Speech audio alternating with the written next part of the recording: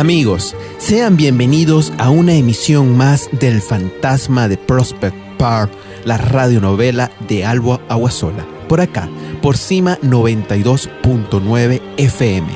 Pero antes, una semblanza de este maravilloso autor que ha conmovido el corazón de todos los lectores venezolanos.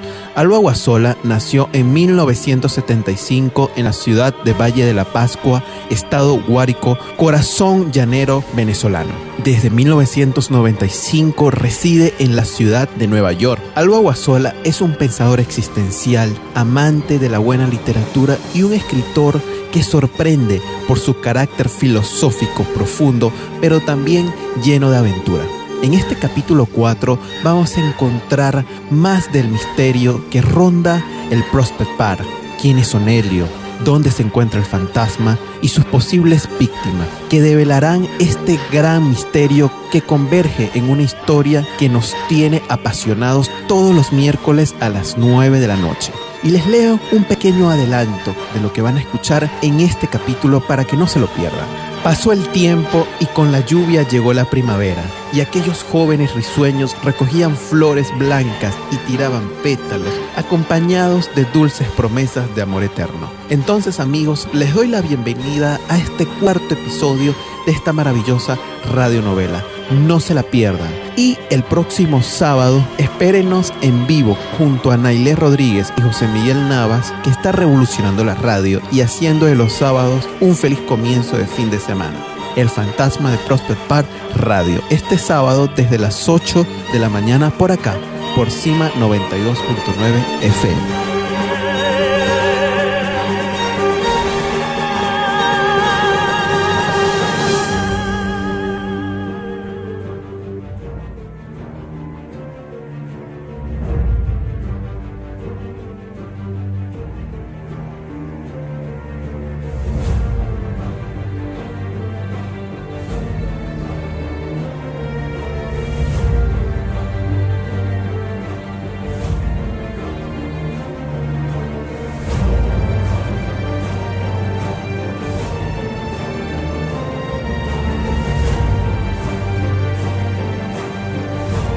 Capítulo 4. El sueño.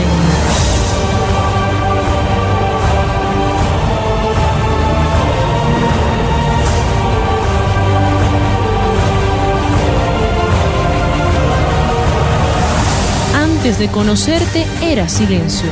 Lámparas y faroles que en medio de la noche opaca, profunda y serena brillan con más poder y esplendor que una galaxia. Alegre tintineo de copas de cristales, en cada una sirve el champán como si proviniese de una gran fuente. Doradas burbujas flotan en la noche mágica. Todo se regala en abundancia y toda abundancia es exquisita. Una melodía clásica brota desde un piano y desde una ventana escapan palomas blancas. Bajo una lluvia despiadada de pétalos rosados, hay parejas elegantes que danzan en el centro del gran salón. Se casa la hija de un reconocido hombre de negocios. Aquello que se vive con tanto júbilo es una fastuosa recepción. Confundido entre el tumulto, un hombre joven baila con una mujer esbelta y bella, muy apasionadamente. Desde algunos metros y con cierta intriga, un hombre mayor observa, mientras tiembla una copa en sus manos y un gesto de celosa furia se deja ver entre sus fruncidas cejas. Esa que baila es su esposa y el desconocido, seguramente un don nadie con aires de seductor. Se rompe el hilo. En la segunda escena del sueño se veía un hombre caminando muy pensativo por las inmediaciones del mismo lago. Iba vestido con ropa de invierno, aunque tal vez todavía era otoño. Llevaba las manos en los bolsillos y un delgado libro apretado bajo el brazo. Por momentos aquel ser místico y desconocido para nosotros se detenía a contemplar los nenufares y el vuelo de las libélulas que parecían posarse intermitentes y enamoradas sobre sus tallos. Luego aspiraba con aparente felicidad el aire fresco que venía desde las rocosas montañas del norte y por momentos dejaba escapar una fugaz y ansiosa sonrisa. Contemplaba el lago. Admiraba detenidamente el paisaje mientras se le escapaba un nombre.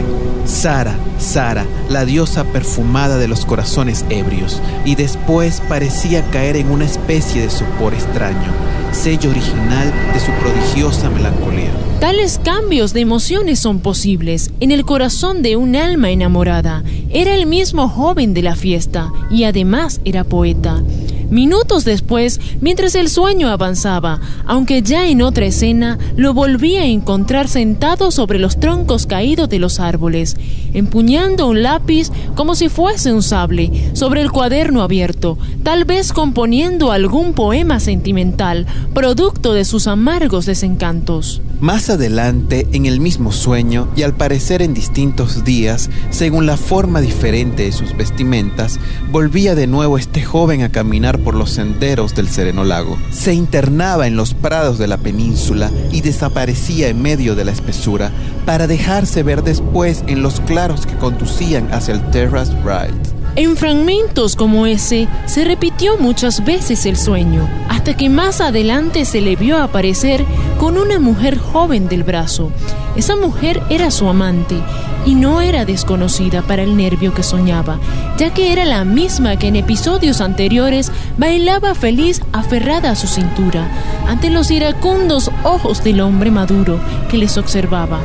Aparte, por alguna extraña razón, las facciones familiares de esa damisela se le quedaron grabados al soñador en las retinas con un infinito fulgor. Tenía pose de estudiantina y era su pasión la danza, por lo cual eran dos corazones entrelazados por el arte que en la pista se buscaban. Continuando su pesquisa por el misterioso sueño, pudo observar que el tiempo no se detenía jamás, pues ya en el crudo invierno, sobre la gracil y alfombrosa nieve, cambiado todo el escenario, lejos de la exquisita melancolía del paisaje otoñal, de sus hojas caídas, de sus colores mágicos, lo vio de nuevo merodear parsimoniosamente por el camino, otra vez en soledad y con su cuaderno bajo el brazo. Esta vez alzadas las polainas, con un grueso abrigo de espesa lana, una bufanda índiga de cuello mecía por el viento y levantada al cielo como buscando las orejas, y un gorro a cuadros de merino que le cubría su espesa cabellera. De ese modo continuaba con su escabroso peregrinaje bajo las gélidas temperaturas de algún enero despiadado. Parecía como si el joven de ese sueño y el lago guardasen entre sí algún secreto que nadie más podía saber. Por momentos se detenía a contemplar la desolación de aquellos bosques grises y serpenteados de blanca escarcha, muy bien representada por las últimas nevadas, y mientras caminaba con su pose melancólica, pensaba en su graciosa amante y sonreía. Cerca suyo, de vez en cuando volaba agitado algún extraño pájaro.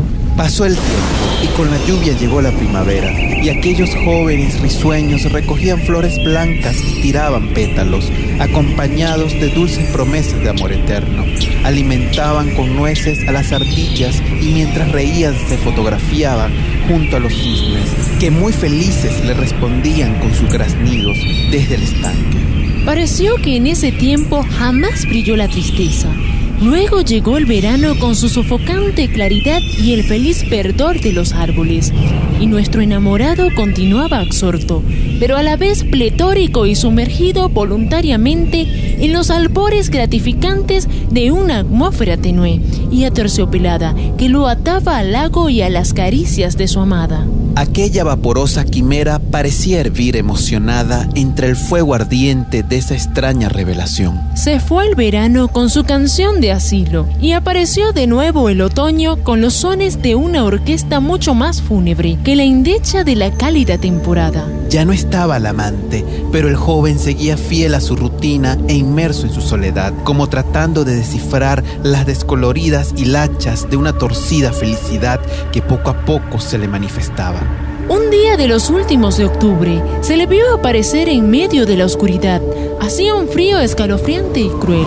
El viento chiflaba enredado augustamente entre las ramas. Los cisnes huían de la ribera, adentrándose en la profundidad del lago, como presagiando un mal profundo. Parecía que el cielo lloraba destrozado sobre la superficie del Prospect Park, alrededor de un triste árbol que a causa de los años lucía encorvado. Revoloteaban algunos vampiros. El joven miró hacia atrás antes de adentrarse en la oscuridad de la sección del bosque conocida como la península y descubrió que detrás suyo le seguía la sombra de algún ser extraño que a cada paso se ocultaba, angustiado. Aceleró tratando de ganar distancias y buscando dónde ocultarse. Recorrió todo el estrecho territorio, pero en él no encontró refugio. Le conocía bien y sabía que no había forma de salir sin regresar. Si no era pasando por el sendero que conducía hacia el Terrace Rise, el cual todavía le quedaba muy retirado. Así que de nuevo redobló aún más sus pasos y luchando frenéticamente contra la angustia que empezaba a emposarse. En su corazón salió al claro justo en el momento en que vio que el desconocido se internaba en el follaje que él ya había recorrido. Respiró profundo.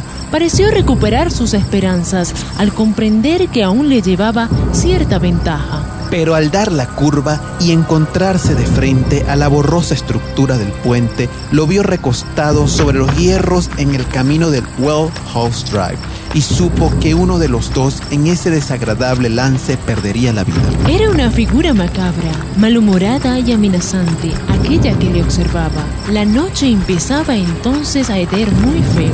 El joven sintió un odio atroz en el peso de esa mirada, tan siniestra y polvorienta.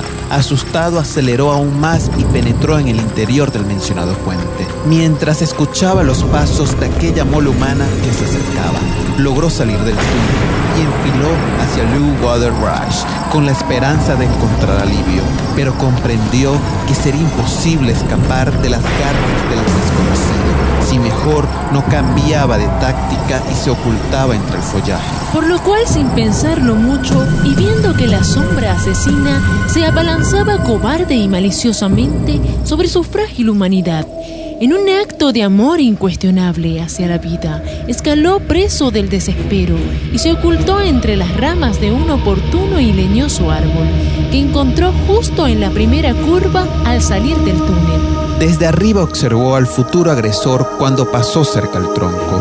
Lo vio dudar y detenerse algunos metros más adelante, como comprendiendo que su presa debió ocultarse muy cerca, pues era imposible que se hubiese escapado por el largo trayecto que había desde el Terrace Rise hasta el Castillo Blanco que estaba al otro lado del Blue Water Rush. La silueta era enorme y al pasar junto al farol que iluminaba el camino se hacía mucho más lánguida, intensa y agresiva. El joven, acurrucado entre las ramas del árbol, sintió un miedo horrible. Veía cómo por obra de algún extraño sortilegio se le escapaba la alegría, cómo se le empezaban de golpe a dificultar esos sueños sin cumplir, esas ganas de vivir para siempre, todas esas ideas que deseaba cristalizar en sus proyectos literarios. Además, pensaba en ella y soñaba con que esa vida fuese a su lado. Pero sin embargo, ahora lo aturdía un extraño vértigo y sentía que lo acorralaba, la muerte, y que no tenía cómo evitarla. Todos esos temores y frustraciones las repasaba mientras temblaba y no dejaba de observar a la enigmática criatura que, armada de un negro puñal, bastante molesta y desorientada, bufaba con desesperación y cólera, como una fiera salvaje recostada del farol, a escasos metros del árbol, en el que parecía pensar y tramar sus desalmados actos, una vez capturada su víctima y aclaradas sus confusiones. Entonces el nervio lo traicionó, y cuando la sombra malvada estaba por marcharse, se le deslizó la mala hora el cuaderno de apuntes y cayó desde lo alto muy pesadamente contra el suelo, y su impacto provocó un ruido grotesco y seco al tropezar con los escombros y con las hojas muertas. El agresor se volteó en suspenso, miró a todos lados, vio el cuaderno abierto y estirado sobre la tierra mojada, acercándose al árbol con una sonrisa macabra. Lo descubrió en su vientre y moviendo hacia él sus grotescos dedos, le ordenó que descendiera. El joven asustado obedeció pensando que con su buena conducta podría lograr quizás un poco de conmiseración, alguna especie de indulto. Su corazón ya lo había traicionado, su sangre hervía con una sensación de espanto, sus excitados músculos ya no lo obedecían. Su frustración era como una famélica flor de primavera que sonreía nerviosa, angustiada ante el purulento resplandor que se le ocultaba en cada pétalo rascado por las picaduras de los insectos. Se bajó tal vez buscando en el descenso la salvación, tal vez pensando que su heroísmo podría conmover a la bestia y obtener de ésta un agraciado perdón, una especie de redención divina, pero se equivocó. El desconocido lanzado al ataque como un petardo furibundo lo embistió con violencia y actitud diabólica. Después de tirarlo al suelo, lo tomó del cuello y lo golpeó con saña. Él agitando los brazos como un náufrago que pretende ser visto por los rescatistas de un gran navío, imploraba airadamente que quería vivir para siempre, que no lo matara. Sin embargo, todo fue en vano. La sombra había penetrado bruscamente en la calidez de su horóscopo.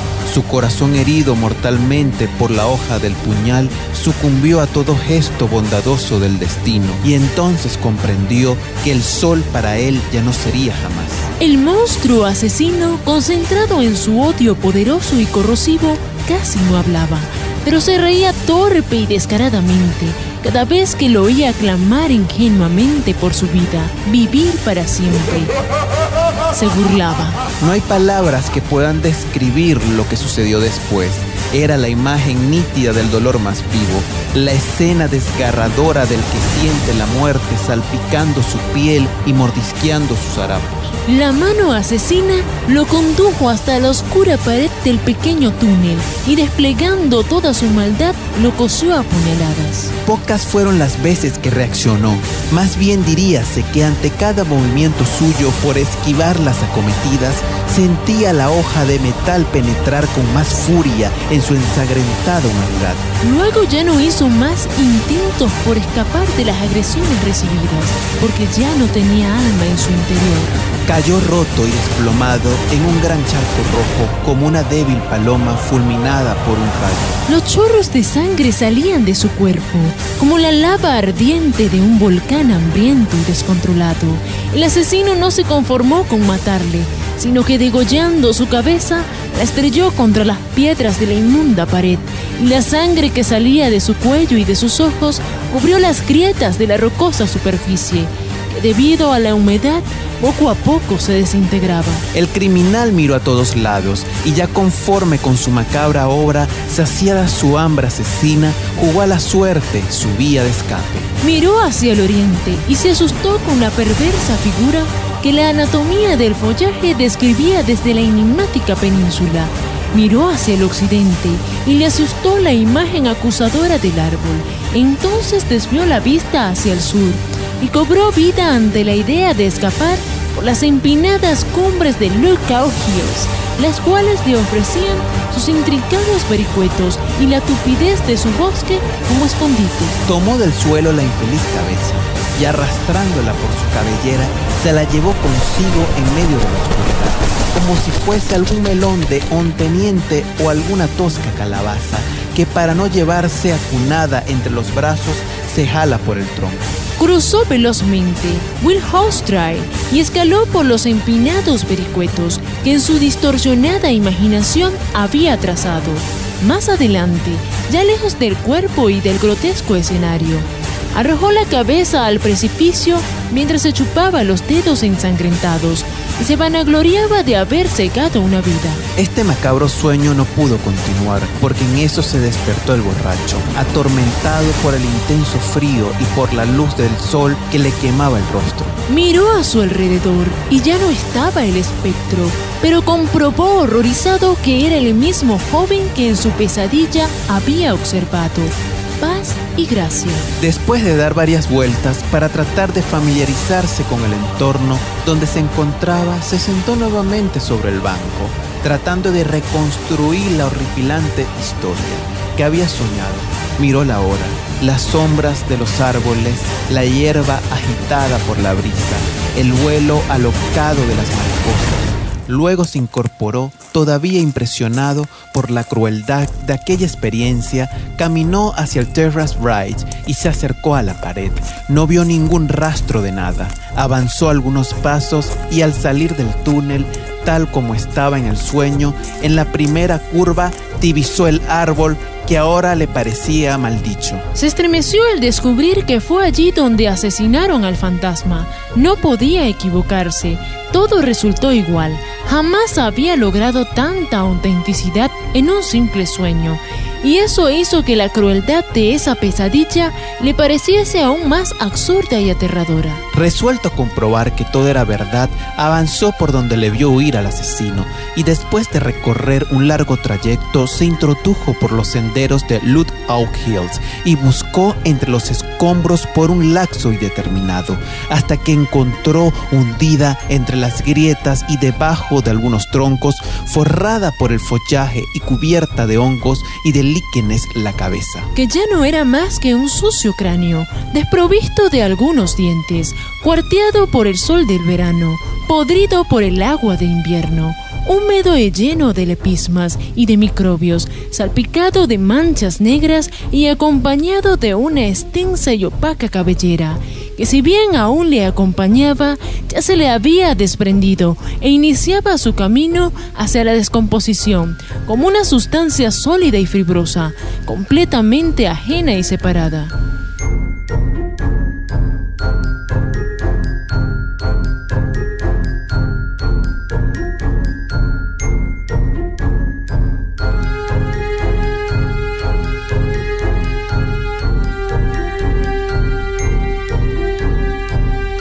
El fantasma de Prospect Park es una obra del escritor venezolano Albo Aguasola, novela de ficción que te sumergirá en el universo infinito de lo desconocido, donde las dulces melodías conquistarán cada parte de tu alma, alegrando tu despertar los sábados a las 8 de la mañana y los miércoles a las 9 de la noche. Soñarás con un viaje hacia un lugar misterioso, acompañados de los encantos majestuosos, nunca antes explorados, por Cima 92.9 FM y www.cima92.9fm.com.be. Los invito a seguir en Facebook y en Instagram El Fantasma de Prospect Park y las redes sociales del escritor en Facebook y Twitter como Albo Aguasola.